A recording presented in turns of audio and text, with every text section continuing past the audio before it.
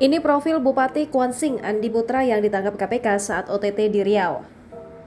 Komisi Pemberantasan Korupsi menangkap 8 orang terduga pelaku korupsi di Kabupaten Kuansing, Riau. Salah satu yang ditangkap adalah Bupati Kuansing Andi Putra, 7 orang lainnya adalah ajudan dan beberapa pihak swasta.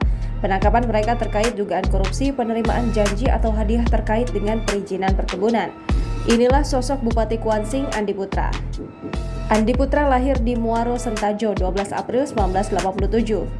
Dari kecil, Andi mengenyam pendidikan sekolah dasar di SD Negeri 023 Muaro Sentajo 93 hingga 99, SMP 3 Kuantan Tengah dari tahun 99 hingga 2002, dan SMA Negeri 1 Teluk Kuantan di tahun 2002 hingga 2005. Kemudian pendidikan S1 di Universitas Lancang Kuning di tahun 2005 hingga 2013 dan S2 di Universitas Islam Riau di tahun 2013 hingga 2017.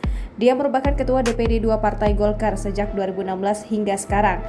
Andi juga pernah memimpin KNPI Kuansing periode 2013 hingga 2016. Selain itu, Andi pernah menjabat sebagai Ketua Komisi A tahun 2009 hingga 2012, Ketua Komisi C 2012 hingga 2014. Andi juga pernah 2 kali menjabat sebagai Ketua DPRD Kuansing, yakni periode 2014 hingga 2019 dan 2019 hingga 2020. Andi Putra adalah anak Sukarmis, ayahnya pernah menjabat Bupati Kuansing selama 2 periode. Kini Sukarmis menjadi Wakil Ketua DPRD Riau dari Partai Golkar.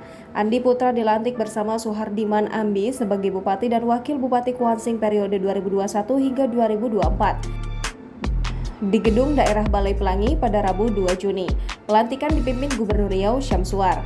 Baru 4 bulan menjabat di negeri berjuluk Kota Jalur itu, Andi Putra sudah berurusan dengan KPK. Jangan lupa subscribe, share, komen, dan like ya!